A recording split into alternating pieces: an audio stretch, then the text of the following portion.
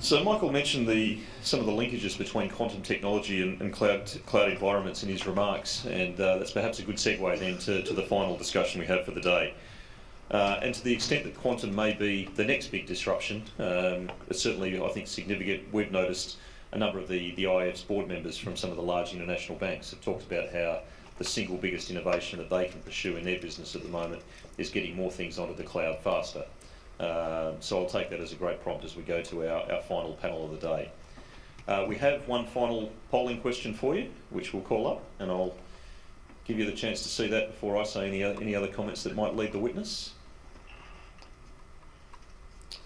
So looking at the impact of cloud adoption on a financial institution's risk profile, respectively on operational risk and on business risk, whether the main impact is to reduce operational risk in things like decommissioning old systems, reducing business risk through the ability to innovate and keep pace with other developments, or is it increasing operational risk or increasing business risk through some of those external reliances? If you could grab your device and add your opinion to the mix. Give that a couple of moments longer to run. So we see some mixed views around the operational risk profile perhaps, but certainly a strong view there that there's a reduction in the business risk. And I know that's certainly a theme that not only that we've conveyed in some of our IIF papers, but I know Jose Manuel Paramo of BBVA, I think, had an op-ed in the FT last year in which he talked about the criticality of being able to deliver the personalisation and customisation that customers have come to expect, and cloud's critical role as an enabler for that. That might be one of the themes that our panel gets into further. So given that criticality of cloud, and I think the increasing focus on the cloud service providers, let's call upon our panel. Anna Sellner from Deloitte, the Global Banking and Capital Markets Practice Leader at Deloitte, is going to moderate this session. And she's going to be joined by our panellists Nitin Gupta, Global Head of Financial Services Solutions and Partners at AWS. My colleague Daniel Puhathan from the IIF. Daniel is the lead author of the three-part series that the IIF's produced on cloud over the last year. Steve Randich, Executive Vice President and Chief Information Officer at FINRA. And Joshua Silvius, Advanced Examiner from the Federal Reserve of Richmond. Anna, I'll hand it over to you. Thank you very much, Brett. Cloud computing is a widely used technology that can bring enormous benefits and create competitive advantage. But cloud adoption in financial services is lagging. There are concerns in how to get started, and there are also concerns related to risks. So in this panel, we would like to explore how financial institutions are using cloud today, identify some of the challenges, some of the risks, but also talk about benefits, and then discuss how do we deal with the issues and how do we accelerate the use of cloud in the industry. Our panelists, cloud users, providers, technologists, strategists, and the regulator, will help us sharing those experiences.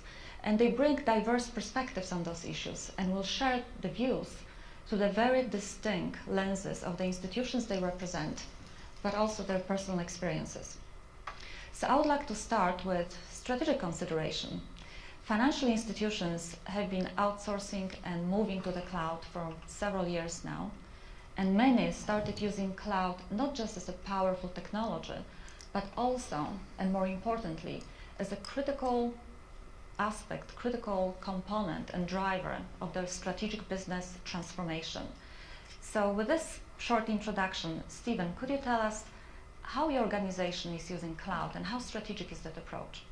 Yeah, so FINRA started in 2013, and the center of gravity got to the cloud for us in the 2016-2017 era. And at this point in 2019, we pretty much moved all of our apps. We started for the obvious reason of cost savings and getting commoditized compute. But it really became a strategic effort on our part because there's never really been available commercially the amount of compute and storage that's available. And we process massive amounts of data, hundreds, our peak is over 100 billion records per day, and we look at a lot of history. So the having all that compute and storage available at commodity prices to scale up and down, our business is just very much dependent on that. Okay, thank you. Nitin, a question to you. How do you help your clients starting on the cloud? Yeah, thank you, Anna. So today we have thousands of financial services customers that are innovating and bringing in transformation into their organizations on the cloud. And the journey for each one of them does look different. It's kind of motivated by the business reasons that they have to transform their organization. Some start with can I reduce my costs and I just have a lower operating cost to my operations. Some are looking to inject more innovation and agility into the operations. The previous discussion about quantum computing, and a lot of that is not possible on traditional on-premise infrastructure. And in recognition to that, AWS is very heavily investing in this space. Financial services continues to be one of our biggest investments. And we recognize that our customers need support in this particular journey. And I talk about it as a journey to the cloud. I often say cloud is not a destination, it is a journey, and it's a journey to meet your business objectives. And we're investing very heavily to help our customers in this transformation. Okay, and Josh, you also have access and visibility to many models, cloud models in the industry. What do you think, and what is, in your view, the most important factors in developing cloud strategy? So majority of the financial firms that I'm familiar with have a hybrid approach. So they're tiptoeing, if you will, into the cloud. Very few have an all-in strategy. So we see a hybrid cloud approach being used and leveraged highly. Some of the different stages of how cloud is being introduced into the financial market is typically banks will dip their toe in the water, try it out, maybe swipe a credit card, click through disclosure, and just try around, play around with it, and research it. And then cloud first strategy would be that next tier, if you will. So anything new that's developed within the financial institution would be in the cloud first. And then third would be that all-in strategy to try to move all their assets and all their applications within the cloud. You asked about security or strategy considerations. And things to think about from a financial firm perspective. Firms need to think about know before you go, right? I think that's a major detriment to the financial industry is they just don't have the knowledge to know what it takes to get into the cloud and then how to manage it once it's there. And typically, if financial institutions are not managing their infrastructures well on an on-prem basis, they're probably not going to do very well in the cloud space unless they have that knowledge and the ability. Another thing to think about for financial institutions is to have think about the exit strategy. If you think about the exit strategy prior to entering the cloud, then you have kind of some options available to you. Because once you're in, you're kind of in. And you have to think about that on the front end and not necessarily when you jump in with both feet, so to speak. Design your applications that are agnostic to the service provider. That will give you some leverage and diversity that we'll talk about here in a little bit, I'm sure.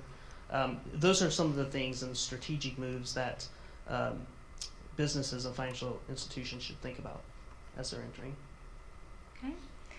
Stephen, your organization, you have been on the cloud journey for many years now. What are some of the lessons you have learned, the organization learned from the journey, and were there any surprises, unexpected benefits? Yeah, we learned a lot.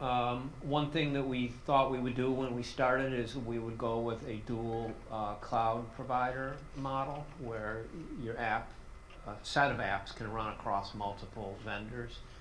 Doesn't work for a lot of reasons. So we took on more what you would call vendor concentration risk than we intended to have starting with, and we're going to talk more about that later.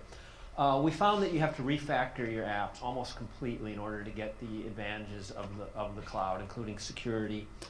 And I'm old enough to remember the old days when small and medium firms had to lease their mainframe CPU. This is not that different than that, in that, if your employees are leaving jobs running over the weekend or overnight, or leaving infrastructure in place that you're going to get billed for that, and it gets costly. So you have to manage your hygiene around that. But and then the other big thing that we got with the performance and scale is the our surveillance is run in a fraction of the time that they used to run in, and we have some that are 400 times faster than they were before, and that just gives much more capacity to our surveillance program. One of the other big surprises was around innovation. We have found, and this didn't happen at the beginning, but it's clearly happening now, but we started to notice a couple of years ago that various vendors' products, if they had on-prem and a cloud-based one, they were putting more energy and innovation in the cloud-based one and kind of leaving the one for on-prem to be dying on the vine. And so if we wanted to get the latest and greatest innovation from e-discovery vendors and so forth, that we had to move those applications to the cloud and to give that move a higher priority than it had been in our original plan. So Nitin, you must also have many lessons learned and experiences with your clients. And in this context, what in your view are the main benefits? And could you give us an example of clients being able to do something today that they were not able in the past because of the cloud? Absolutely. And tell me when to stop, because I can take the whole hour for this conversation. But when a customers move to the cloud, they primarily realize 4 benefits. So it's the benefit of agility, it's the benefit of speed, scale, and then cost reduction. So Aon Benefield, which is a large reinsurer, they were running actuarial calculations for 5 million of their policyholders. And in the on-premise world, it used to take them 10 days to run these calculations. When they moved that infrastructure and calculations to AWS, it took them 10 minutes. So think about the contrast, 10 days to 10 minutes. Steve talked about the benefits that FINRA has realized running the market surveillance system on the cloud. So a lot of customers, when they start on their cloud journey, they start with data analytics, they start with the risk applications that are easy to port on the cloud, limited PII, personally identifiable information, and it's just easy to get started over there. As customers get more mature and they develop more skills and on the cloud, they start doing more, and they will start looking at their more core applications. Like we have companies that are running their core banking applications, the core payment applications running on the cloud. And the reason why companies start doing that is because they want to start getting the benefits of the customer experience. Start looking at all the data, the transactional data that is running through their pipes, including that with the third-party data, establish a data lake, and then see how they can run analytics, how they can improve customer experiences as a result of that. I'll take a couple of examples over here. So ABN AMRO has a subsidiary that they launched called New10. It's a lending subsidiary that they launched. And from the start of the loan application process to the disbursement of the loan, now it takes them a day to actually get the money into the applicant's pocket. So again, real transformation for the loan applicant that was looking for a loan. We have customers like Capital One that are leveraging Lex, which is our artificial intelligence engine, to enable conversation banking, the conversation banking tool that they call Eno, which allows you to not just check on your balances and look at alerts, but also pay bills and look at paying other folks. We have a company called, please tell me when to stop. We have a company called Top Denmark, which is a second largest insurer in Denmark. And what they're doing is they're leveraging our artificial intelligence tool to look at claims. So they look at an accident, they look at image recognition, and then it automatically calculates the cost to service that particular claim, and feeds that information back to the underwriter. So that's an AI/ML functionality that they developed on the cloud. So it's the breadth of functionality, it's the agility, it's the ability to scale up, spin things up, and bring it down when you don't need them. And then as you start developing more and more cloud native applications, you will start seeing the benefits of cost reduction as well. So I'll stop Nathan, there. yes, please do. Fantastic examples, and I know that we could go for a long time with the experience you have. Josh, as you look across the market, financial institutions, you heard the benefits. Do you see that there are any institutions that are missing out on those benefits? I think there's many benefits, as Nitin mentioned, to using cloud technologies in the financial industry.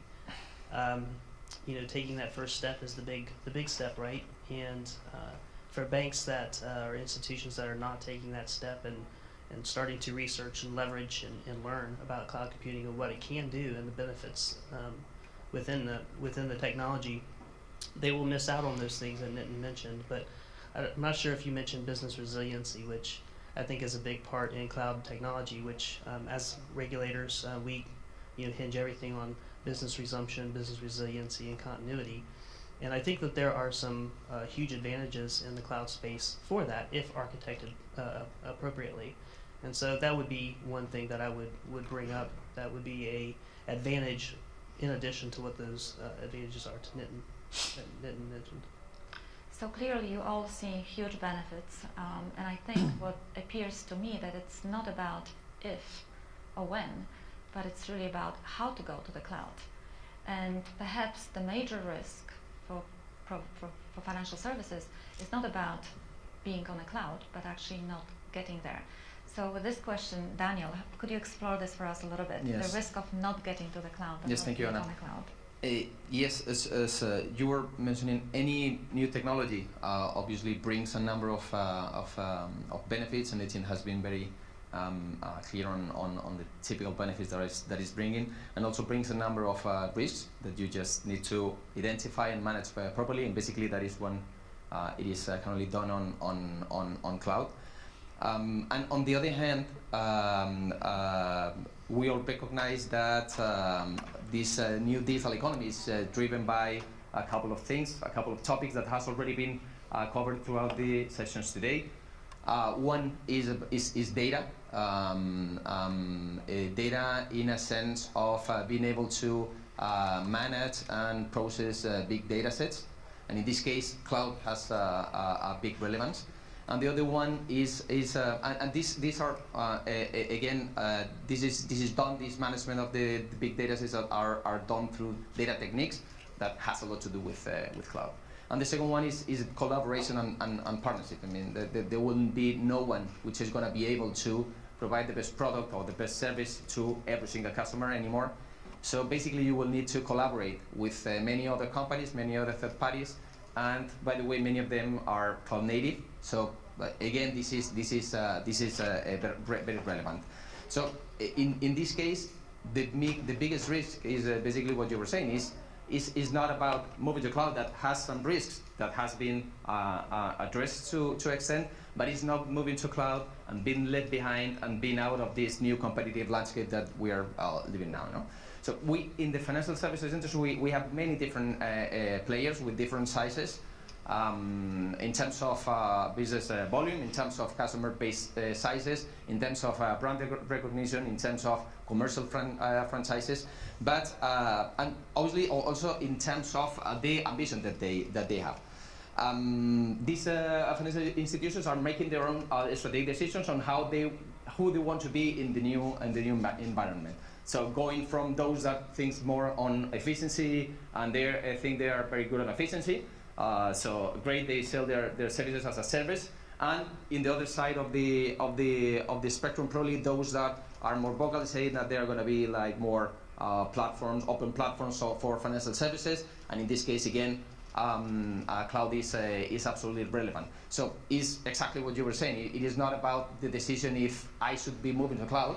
I think there's a consensus in the industry that it is more about how I'm going to be doing it, and depending on what is going to be my strategy moving forward. So the pressure is mounting for financial institutions to move to the cloud, but the reality is they do face challenges. They face regulatory and non-regulatory challenges.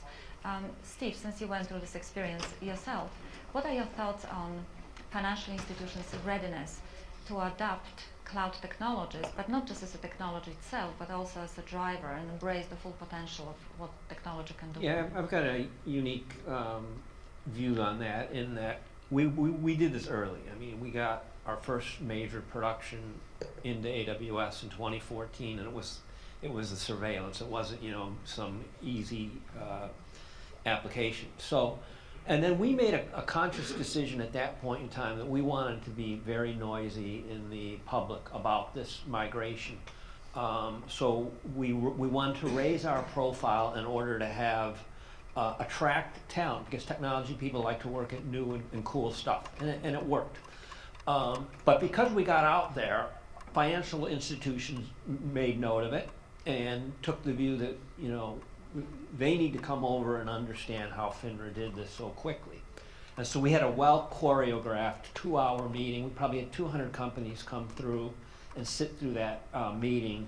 And so I got to get a very unique perspective on what these companies were struggling with the cloud. And it has evolved over time. And I think most of them now, CIOs of large financial firms, believe it's a matter of not if, and not even a matter of when, but how do we do it with the level of pace that you have done it with at FINRA. And there's a lot of obstacles. Cybersecurity was one. I don't think it's a profound one at this point. Vendor concentration is, but there are ways to deal with that.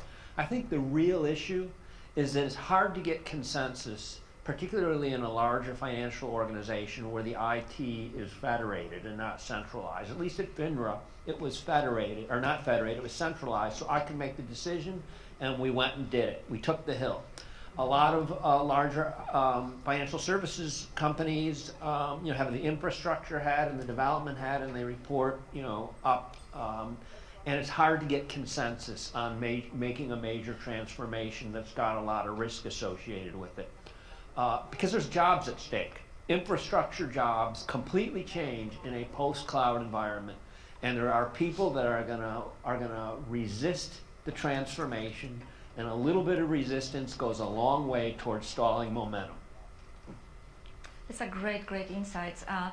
Nitin, from your perspective, can you outline for us a typical or maybe non-typical journey to the cloud, and also how AWS helped clients get on the journey successfully? Absolutely, Anna. So I think Josh talked about it early on that when financial services institutions are moving to the cloud, there are some very important architectural decisions that they need to make. Considerations about security, and Steve talked about it as well when he talked about FINRA's own considerations as they were moving in. So what I would say is that there are all of those the journey to the cloud or the move to the cloud. It's not just about moving a piece of technology that used to sit within your environment and the legacy environment and just moving it over, but it's a lot about the surrounding people, process and the governance structure that goes with it. And I would say it's probably 70% that is outside of technology, and it's around the people and process part that you have to take into consideration. So when companies move over, we talk about setting up a cloud business office, which involves both the business stakeholders, the operational stakeholders, the technology stakeholders, your security, your compliance, all of those different folks in the same room and making decisions together to move to the cloud. I'll talk about an example which is outside of the financial services industry. So Amazon.com does 50 million code deployments in a year. So 50 million code deployments. I'll kind of say that again, right? 50 million code deployments.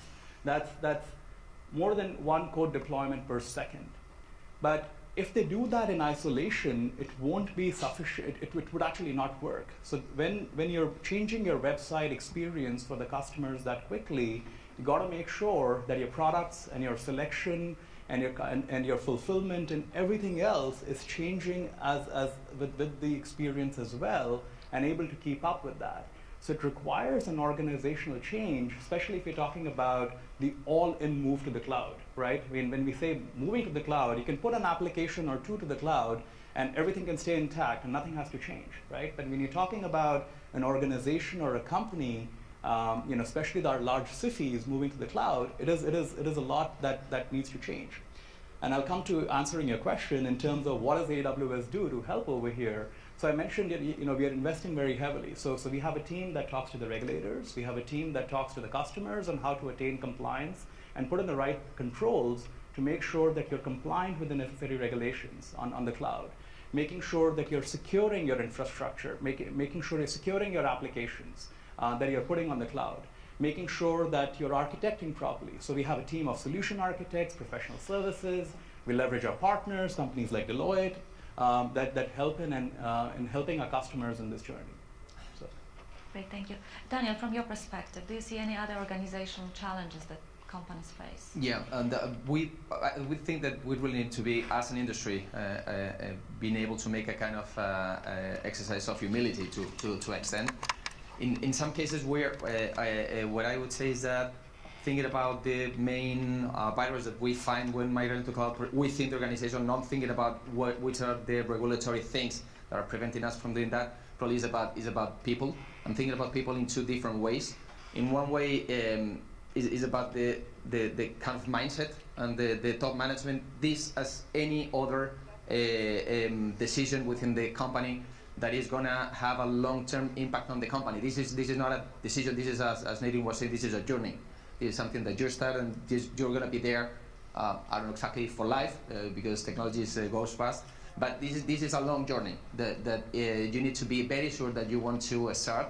So thinking, making a kind of top-down exercise is absolutely critical, and get the commitment of the entire organization coming from the top. And the second one is about, and this is something that has already been commented, so I will not elaborate more, but is about the skills, the talent of the people that you have, the mix of the people that you have, and you will need to be able to readapt, to recycle to extent with the changing the mix, bringing new people, and recycling the people that you have within the organization. So now moving to risks. One of the most frequently mentioned risks in relation to cloud is security risk. But we also hear sometimes that cloud is much more secure than traditional data centers, internal data centers. So is security risk a myth or reality? I mean, Steve, you mentioned as well, and when you started, what is your view on security risk? Yeah, so when we started, it was the number one concern of at least our board of directors. So I spent a long time, 6 months, with my CISO, perfecting a presentation to bring the board to at least acknowledge that public cloud computing is as secure physically and logically as on-prem. In 2015, the fall of 2015, the aha moment we had is this is actually more secure. The things that we're doing in the public cloud, we could not afford to do in our private data center, and we aren't doing it there. Now it's just completely obvious. And it's for a lot of reasons. The practices that we use around cyber in the cloud are just profoundly better than what was available on-prem data centers. And it's just continuously getting better. Again, the point about the innovation in the cloud. You know, things like micro-segmentation, encryption. We encrypt everything that we put in the cloud. Just are things that we weren't doing and couldn't do previously. Not to say that there's no risk. That's silly to say that. But comparing the two, there is no comparison.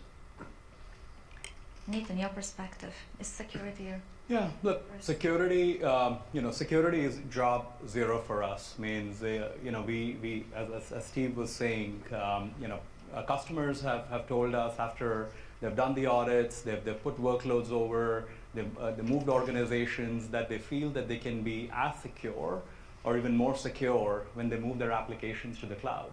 And the reason is simple. They get better visibility, better auditability, better control when they move their applications over. There is now no data your kind of data center or server sitting in the closet, right? Not data center. You cannot really put a data center in the closet, but really no server that is hiding in the closet that you didn't know about. All of your infrastructure is available at the click of a button, and it's available in a console. It's viewable to you. And you can audit it anytime. You can show it to the regulators. So it actually makes the part of being even getting audited much easier. And we help in several ways. So we produce the ISO 27000. We have the ISO 27000 certification for cloud security, 27018 certification for cloud privacy. We have the SOC 1, SOC 2, SOC 3 reports. We adhere to all the certification and the standards, the FISMA, the ITAR, and all of the different certifications that are there. We work with the regulators. So from a compliance standpoint, we make it easy for financial institutions to comply and answer to the regulators. And I can, again, there are lots of details that I can get into as well, but yeah. So from regulatory perspective, just what is your perspective on security risk? Yeah, I have a different opinion. So it depends. Is my take on is the cloud more secure? As we've all mentioned, it's how it's architected.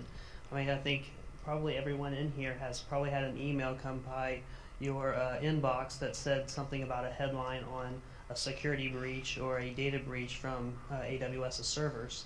And unfortunately, AWS gets the bad rap. But if you actually look down in the article and start reading the article, it's actually the client or the customer that did not architect the environment appropriately to adequately secure their accounts in the cloud.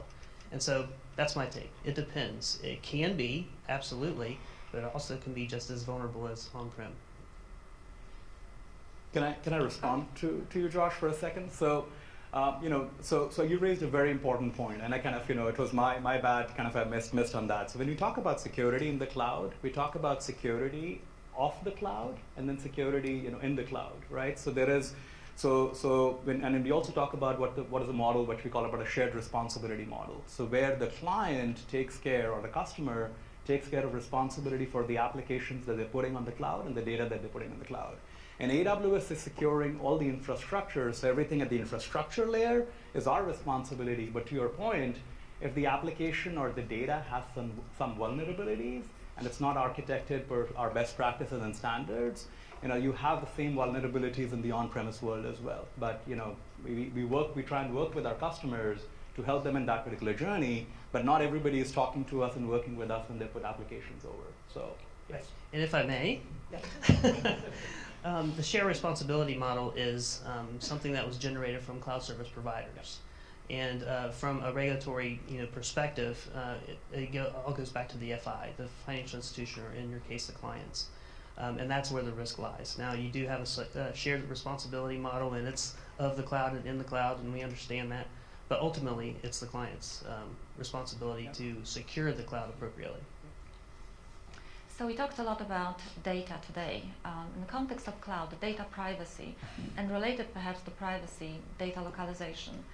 The question I have is, in your view, is data localization a solution to data privacy, or is it an impediment to realizing full potential of the cloud?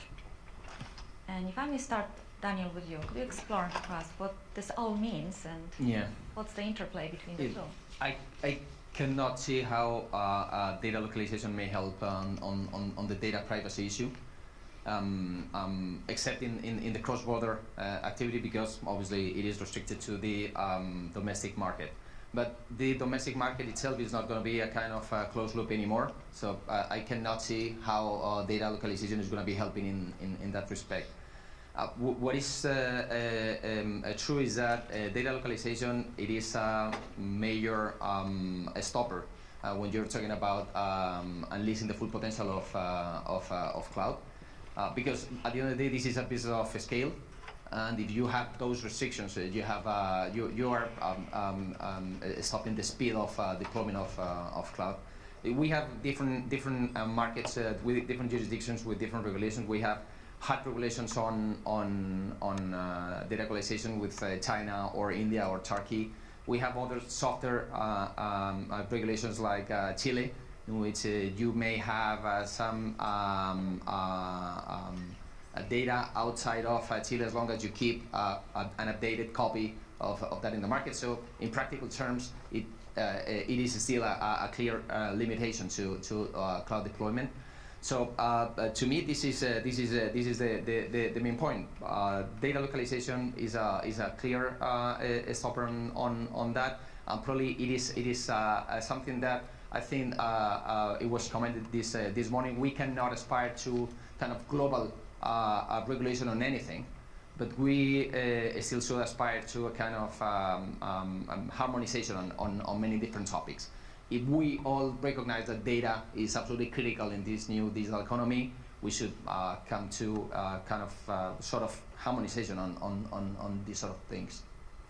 So Nitin, from your perspective and data privacy, what is the position, what is the view that you take on data privacy? Yeah, and you, Daniel, completely agree with you. I think those two things are kind of at odds with each other. When you're trying to innovate at the same time, there are limitations with respect to meet the regulatory needs, that you need to have data and reside in a particular country or in a particular region. So just kind of at an outset, AWS has a concept of what we call regions. And again, I don't want to get too technical here, but basically it's a geographic location where we have a bunch of data centers, kind of located in one particular geographic location. And what the important part over here is, when a customer is moving their applications and data to AWS, they decide what region they want to choose. And then nobody but the customer can move the data outside of that particular region. So if somebody chooses Frankfurt, then the data resides in the Frankfurt region, and it doesn't go out of Germany. Similarly, in London or Paris, whatever region you choose, the data resides in that particular region. There are architectural ways around to still get the benefits of innovation while keeping the data private and localized in that particular region. So what you can do, again, depending on what data needs to be local in that particular region, because as you kind of start looking and diving deep over here, there may be limitations to certain PII elements like social security numbers or date of birth or name that you need to keep private within a particular country. But there could be anonymized and aggregated data that you could put to the cloud, and then you could run models on it, run all your calculations in, and then get the results back in country. There are also ways where, again, Josh talked about a hybrid model. A lot of customers start in a hybrid strategy. And what they do is they'll have a copy of the data on the cloud, and they'll have a copy of the data on premise. So again, there are lots of architectural ways to still solve for data localization and privacy while still getting the benefits of the cloud. So it seems to me that you're talking about architectural solutions, but it seems to me technology is so advanced today. Don't we have technical solutions to anonymize data, to keep it secure or hidden, or whichever way preventing any access? Stephen, you must have looked at those issues. What is your perspective? Yeah, we have PII. I mean, it's necessary, for the registration, exam, and investigation process, and we want to make sure it's protected at the highest levels available commercially. And so we've been having discussions with a lot of upstarts that are getting some very smart VC money, and they're doing incredible things. In some cases, not even have to ingest the data from financial institutions and being able to do analytics without actually ingesting or even seeing the data, and to do machine learning on it. These are things that we just couldn't imagine 3 or 4 years ago, and like I said, the innovation cycle is very tight, and I expect that we're going to be able to do things in 2 years that we didn't even imagine were available today in this regard. So another topic that often comes in the context of cloud outsourcing is vendor concentration. I would like to ask you a question, and I will like you to answer with only yes or no. And the question is concentration risk in cloud outsourcing a real issue? Josh, yes or no? Yes. Steve? Yes. Daniel? Yes. Nitin? I think you know my answer. It's a no. Fantastic. Thank you for that no. I was hoping for a bit of disagreement. Yes. So let's explore this a little bit more. Who would like to start? I can start. When you've got all your eggs in, 1 or 2 baskets, even if it is infrastructure, you've got an operational dependency there that you've got to keep an eye on. I tend to be concerned about it, but not overly worried about it, because there's things you can do to protect yourself with, serverless computing, containers, open source, having the portability. But, very briefly, I experienced in my career one of the worst vendor concentration risks imaginable, in that NASDAQ, where I was the CIO, had outsourced their entire network, which is the equivalent of the NYSE's floor, to WorldCom in the 90s. And we all know what happened to WorldCom in 2001. They went away completely. The CEO and the CFO went to jail. And what happened? MCI came in, bought all the assets and the client engagement relationships, and our service levels actually went up. So that's at least one scenario that I've experienced. So I tend not to worry about it maybe as much as others. Okay, Daniel? Yeah, from our perspective, it may be a concern as much as it is a concern for the supervisors of the financial services.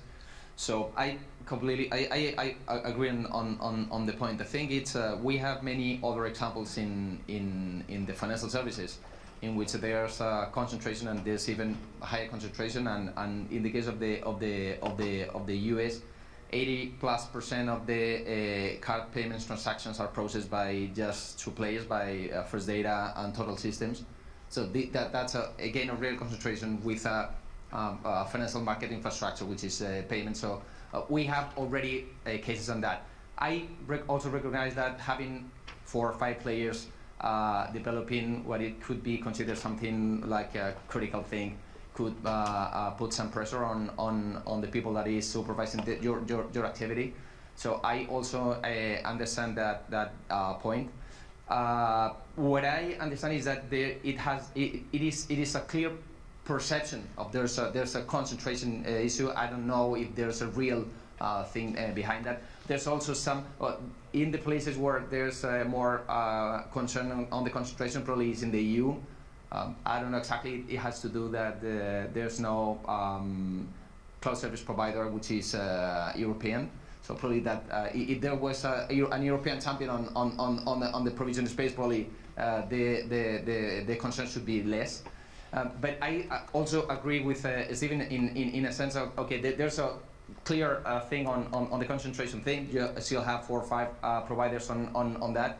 But I would focus more on the portability thing. This is for me the real deal, and it is about, okay, are you able to migrate to move to port from one CSP to another, from one cloud to another, your application, your data, etc., etc. If you are able to do that in a seamless way, I mean, you reduces pretty much any concern that you may have.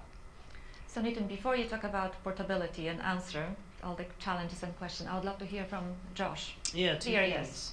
Two things about concentration risk, just from my experience anyway. Target, right? AWS has 35 to 40% of the market share. Is that roughly? I think that's 52%. 52%. 52%. I underestimated. But anyway, as more and more financial institutions and other industries are using AWS and a specific service provider, that should be considered. And something else that should be considered from a financial institution's perspective is your fourth party risk.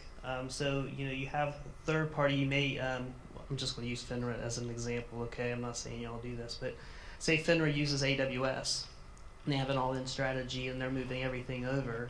Well, FINRA also may have other third parties that rely on AWS. And so considering the aggregate risk of the use of the third party, but also considering the fourth party risk, and aggregating that could heighten the concentration risk in one provider. So Nitin, floor is yours Sure. now. The only So, now. so look, I completely understand and appreciate where the customer concern or the questions are coming from. We have been in kind of decades of working with companies, some of the database providers, some of the other companies that, where you had long-term contracts. And if you were to cancel those contracts, there would be huge penalties or licensing challenges that you would run into. I'd say 4 things, and why I feel that it's a different model when it comes to the cloud. One, it's a pay-as-you-go model. There are no contracts, there are no lock-ins. Where when you're coming in, it's completely flexible. You kind of swipe a credit card and you can get started that way, or you can get into an agreement where. But again, even when you sign an enterprise agreement, you're not actually saying that I'm going to have kind of a 5-year or 6-year commitment to the provider.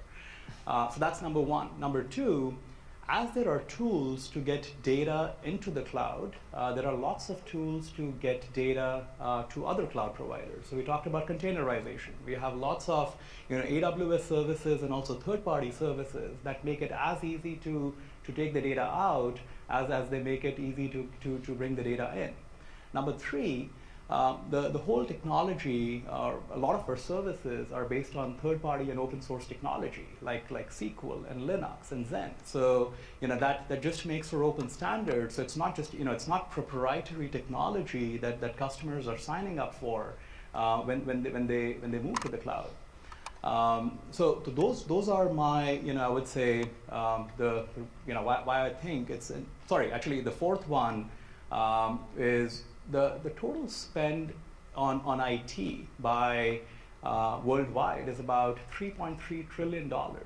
And when we talk about cloud, it's still a very, very small fraction of the overall IT spend. So when we talk about all the areas of spend like databases and networking and storage and compute and artificial intelligence, machine learning, there's a lot of spend that is out there that is not on the cloud. So my argument is that there is no concentration risk right now. So thank you for this, and perhaps for the individual provider perspective, there's no concentration risk. But if we look at the industry and we project forward in the evolution from where we are today and potential dependency on cloud providers in the future, Daniel, I understand IIF is looking into the topic and the future evolution of the industry. Yes, and I will not expand pretty much on this, but yes, we from the IIF has been producing 3-part series on cloud, and the third paper was basically focused on the relationship with the cloud services providers, with the CSPs. And when we were presenting this third paper to regulators and some central banks, they were raising the point of okay, if they would become these services providers, cloud service providers would become a kind of critical infrastructure, and thinking about the concept itself, not thinking about any specific format, what should be the different scenarios that may arise, and what would they look like? So we are now in the process of a very analytical process and thinking about the pros and the different scenarios that may arise and the pros and cons of the different scenarios. So over the next weeks, we will be focusing on this specific topic. Okay, thank you. So we have now only a couple of minutes left, and as to finish and the end, I would love to welcome each one of you to leave some thoughts for the audience. Stephen, what would be your final thought? Yeah, when we talked about the security, I neglected to mention that you don't just get better security going to the cloud. You got to do it, what we call internally at FINRA, cloud done right. Minimizing the vendor dependency, maximizing the cyber controls, getting the benefits of the cloud, whether it's cost, reliability, performance, requires that it be done right. And there's an education process there that can't be taken lightly. So Nitin, your advice to clients so they don't stay behind. What's your last thought for the audience? So I would say I think touching on some of the themes and the topics that that we talked about, but there are thousands of financial services companies that are transforming and moving their applications over, and we completely realize it's a very important consideration for our customers. So when you have questions, ask for help and reach out to us, because we have the resources and we're heavily investing in this industry, and we're there to support you in each and every step of that particular journey. Whether it is setting up that initial business case about how to kind of sell it to the internal stakeholders and talking about the benefits of the cloud, or making sure your environment is secure and you're setting up the right governance structure and the right frameworks to make sure you have the right landing zones, as we call them, and then kind of making sure you're taking advantage of all the innovation and agility once you have set up the foundational layers. But how do you really speed up and move your applications and change your company and really build better customer experiences? Because that's what the cloud is about. It's about how do you help your customers and who are kind of facing all those different requirements, who are putting all of those different requirements on your business today, and we're there to help. Josh, any final words of advice from you? It's all about risk management from my perspective. If you don't know what the risk is, if you don't identify the risk, how can you manage it? How can you control it? And how can you minimize it?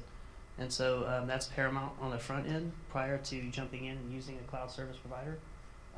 There are risks of on-premise. We talked about dependencies. There's dependencies on legacy systems currently in our FIs across the system. So I would say risk management is paramount. Work with your provider, get the knowledge in-house, and look for independent external assessments that can help you identify that risk so that you can mitigate it and minimize it.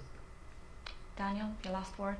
Yes, I would just say that this is a matter of having all the different stakeholders working together in the same direction. So having the cloud service providers together with the industry, together with the public sector is absolutely critical in order to move this forward.